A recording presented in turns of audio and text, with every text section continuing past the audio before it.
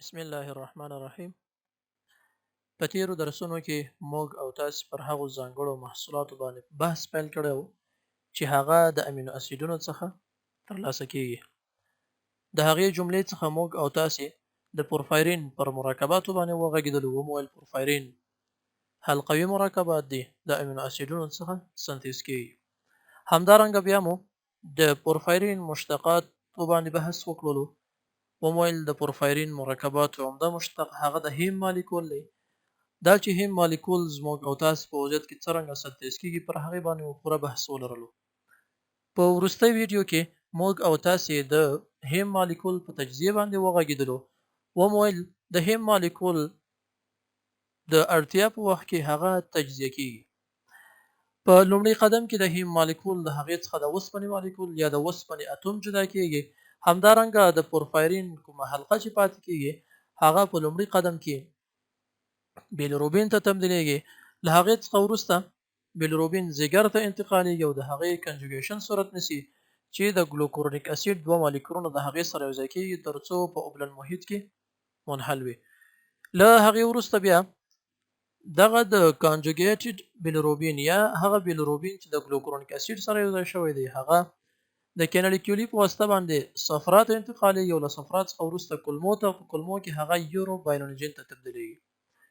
یورو بایلونجین یو مقدار په غایطه موادو کې طرح کیږي چې یورو بایلین ته تبدیلیږي. لومړی یو مقدار یورو بایلونجین پورټلوین ته جذبیږي ترڅو بیرته ځیګر ته ځي او له ځیګر څخه بیرته کلمو ته راځي او دغه سایکل چې طی کوي دغه سایکل ته د انټیر هیپاټیک سایکل وایي. همدارنګه یو مقدار یورو بایلونجین هغه د ادرارو په واسطه باندې چې لومړی وینې ته انتقالیږي او د وینې په واسطه بډوډو ته او د بډوډو د هغې فلټریشن کوي او بالاخره په ادرارو کې اطراح کیږي. په نننۍ درسي ویډیو کې موږ او تاسو پر هغو ناروغیو باندې غږیږو چې هغه د هیم مالیکول د تجزیې په مختلفو مرحلو کې رامنځته کیږي. دغه ناروغي د جاندیس یا هم د ژیړي په نامه باندې یادیږي. د ژیړي ناروغۍ له نامه سره موږ او تاسو بلد په دې یو چې زموږ او تاسو په ټولنه کې موږ دغه ناروغان ډیر وینو. نو هغه ناروغي چې د هیم مالیکول د تجزیې په مختلفو مرحلو کې رامنځته کیږي او مختلفې ستونزې رامنځته کوي دغه ناروغي د جاندیس په نامه باندې یادیږي. په دې باندې بحث کوو. موږ وویل چې کله د هیم مالیکول تجزیه کیږي هغه بیلیروبین ته تبدیلیږي. یو مقدار بیلیروبین ځیګر ته انتقالیږي او هلته د هغې کنجوګیشن صورت نیسي د ګلوکورونیک اسید سره یوځای کیږي. یو مقدار یې ان کنجوګیټډ پاتې کیږي ځکه هغه ترانسپورټر چې د بیلیروبین مالیکول ځیګر ته انتقالي هغه سچوریبل دی یا مشبوع کیدونکی دی. یو مقدار داخلوي ځیګر حجرو ته او یو مقدار بیلیروبین نشي داخلولی. دا چې څرنګه عمل تر سره کوي په هغې باندې موږ په تیره درس ویډیو کې بحث کړی دی. نو هدف دا دی چې بیلیروبین یو مقدار په وینه کې موجود وي. مثلا هغه بیلیروبین چې په کانجوګیټډ شکل سره موجود دی یا هغه بیلیروبین چې هغې لا کانجوګیشن صورت نه دی نیولی په انساجو کې هم تجزیه شوی دی بیلیروبین ته تبدیل شوی دی ترڅو دغه بیلیروبین باید ځیګر ته انتقال شي. یعنی یو مقدار خاص او ځانګړي مقدار باندې بیلیروبین هغه په وینه کې په پلازما کې یا په عضویت کې موجود وي. دغه نارمل مقدار چې په عادي حالت کې په عادي افرادو کې لیدل کېږي 1 میلی ګرام فی ډیسی لیټر دی. یعنی په 100 میلی لیټره کې 1 میلی ګرام د بیلیروبین مالیکول هغه نارمل اندازه ده په ټولو افرادو کې چې هغوی نارمل فیزیولوژي لري. نو که چیرې دغه بیلیروبین مقدار په داخل د وضعیت کې په داخل د وینه کې له 1 میلی ګرام فی ډیسی لیټر څخه لوړیږي یعنی 2 میلی ګرام فی ډیسی لیټر ته رسیږي یا هم 3 میلی ګرام فی ډیسی لیټر ته رسیږي یا هم په ځینو ریفرنسونو کې 2.5 میلی ګرام فی ډیسی لیټر ته، یعنی د بیلیروبین اندازه له خپل نارمل حالت څخه لوړیږي په داخل د وضعیت کې همدغه حالت د ژیړي په نامه باندې یا همدغه حالت د جاندیس په نامه باندې یادوي. جاندیس یا ژیړی د ناروغۍ هماغه حالت دی چې بیلیروبین مقدار په داخل د وضعیت کې مهمه نه ده که ان کانجوګیټډ بیلیروبین وي که کانجوګیټډ بیلیروبین وي. ولې دا چې بیلیروبین مقدار په ټوله کې د خپل نارمل حالت څخه په داخل د وضعیت کې لوړیږي 2 میلی ګرام ته 2.5 میلی ګرام ته یا حتی 3 میلی ګرام فی ډیسی لیټر ته رسیږي. همدغه حالت د جاندس یا هم د ژیړي ناروغۍ په نامه باندې یادېږي. دا چې بیلیروبین ولې ډیریږي، اوس په دغه ویډیو کې موږ عمومي بحث لرو، ولې په راتلونکو ویډیوګانو کې موږ مختلفې ناروغۍ او د هغې لاملونه څیړو. کله کله په داخل د عضویت کې د بیلیروبین سنتیز یا د بیلیروبینو ترلاسه کېدنه د هیم مالیکول څخه هغه له خپل نارمل حالت څخه لوړیږي، یعنی ځیګر هغه په خپل نارمل شکل سره خپل وظیفه مخته وړي.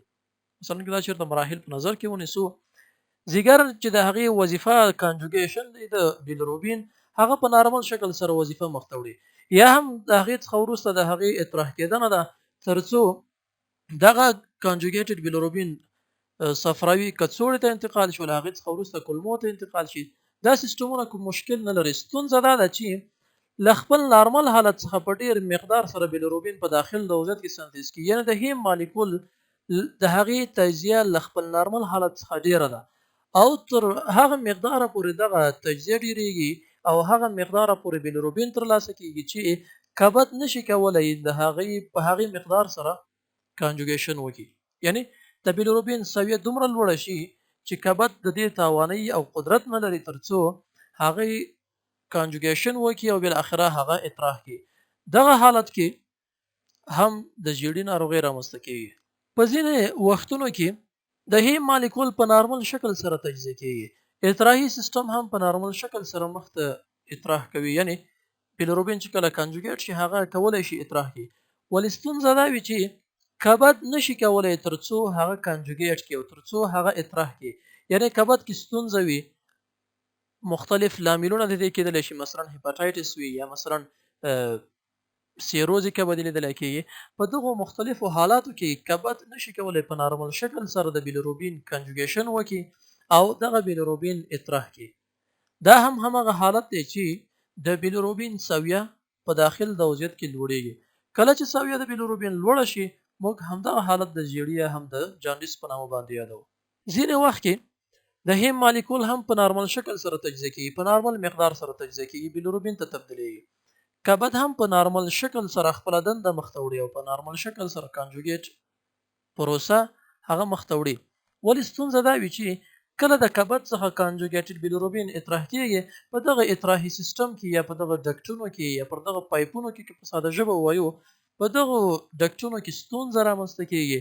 مثلا مختلف سرطانونه یا مثلا تیږه موجوده وي په صفراوي کڅوړه کې یا هم پر همدغو کانالیکیولي کې یا پر همدغو ډکټونو کې.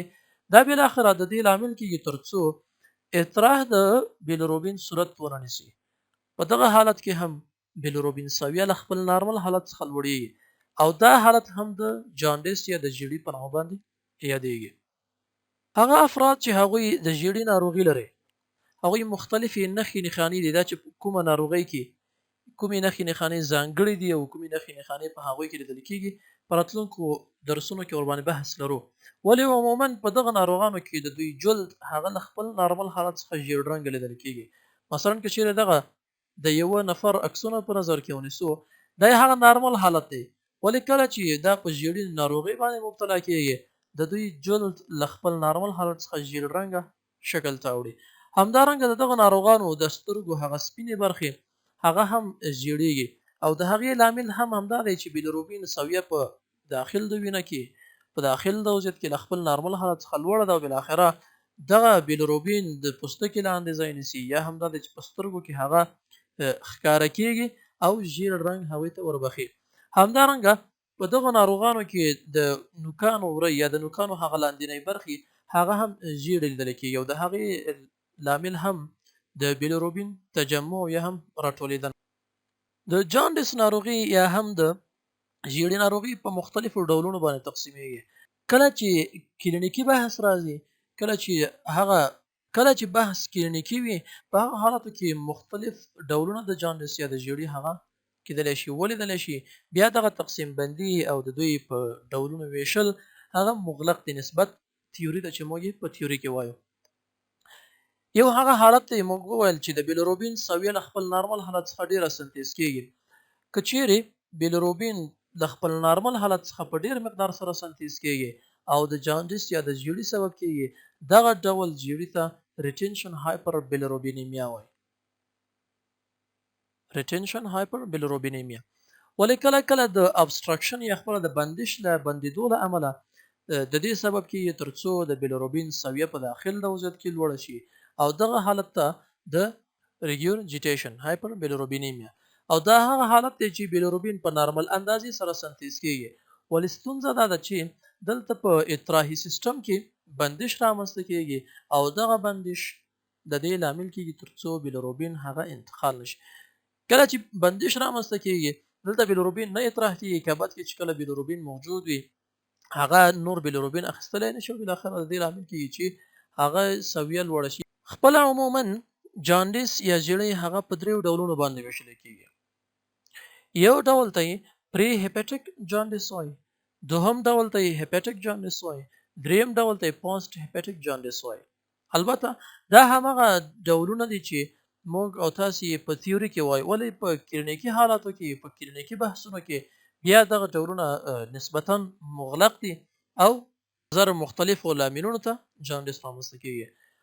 پری هیپاټیک جاندیس یا پری هیپاټیک ژیړی یا هغه ژیړی چې د ځیګر نه مخکې ستونزه موجوده وي، دا هغه حالت دی چې ځیګر په درست شکل سره خپل وظیفه مخته وړي، یعنی د بیلیروبین کانجوګیشن او د هغې اطراح کوي.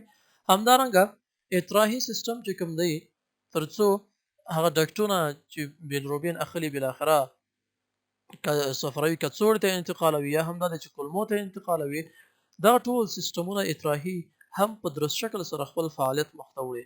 ولې ستونزه دا ده چې په دغه ناروغانو کې یا هغه وګړي چې هغوی پری هیپاټیک جاندیس لري هغوی په دغه سنتیز د بیلیروبین کې ستونزه لري، یعنی د دوی په وجود کې بیلیروبین له خپل نارمل حالت څخه په ډیر مقدار سره سنتیز کیږي، یعنی د هیم مالیکول له خپل نارمل مقدار څخه په ډیر مقدار سره تجزیه کیږي او دغه تجزیه د دې لامل کیږي چې بیلیروبین ډیر سنتیز شو، بالاخره همدغه بیلیروبین سویه داخل وضعیت کې لوړیږي. ځکه لوړیږي چې ځیګر نشي کولی له خپل یو معین مقدار څخه په ډیر مقدار سره بیلیروبین واخلي او بالاخره هغه انتقال کی. ځیګر کولی شي په یوه ورځ کې په نارمل شکل سره البته 300 ملي ګرامه بیلیروبین هغه کانجوګیټ کی او اطراح کی او د اړتیا په وخت کې کولی شي تر 3000 ملي ګرامه بیلیروبین هم کانجوګیټ او اطراح کی.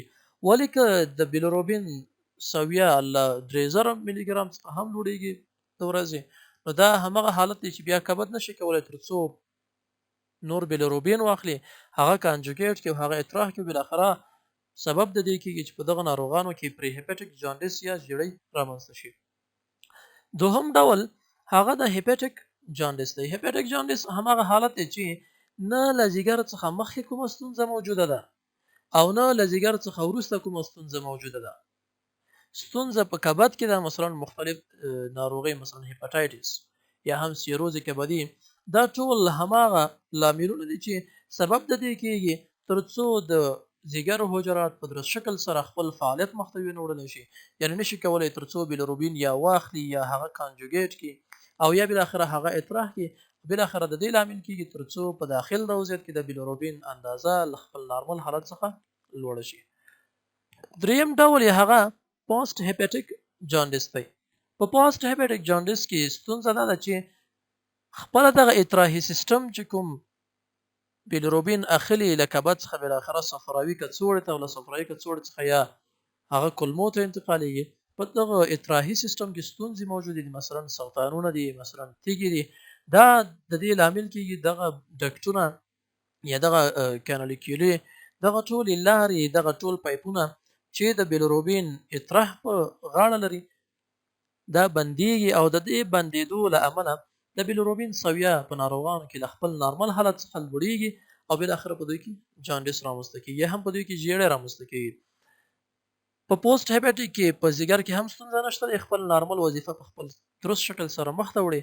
همدارنګه د هیم مالیکول هم په درست شکل سره تجزیه کېږي، په نارمل مقدار سره تجزیه کېږي.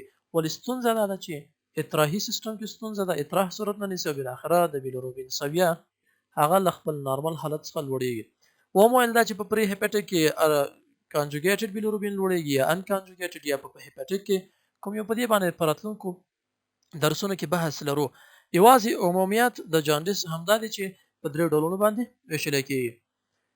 کله چې په ناروغانو کې جاندیس رامنځته کېږي، کله چې په ناروغانو کې ژیړی رامنځته کېږي، د بیلیروبین سویه له خپل نارمل حالت څخه لوړېږي، د دغې ناروغانو په ادرارو کې کانجوګیټډ بیلیروبین سویه لوړېږي.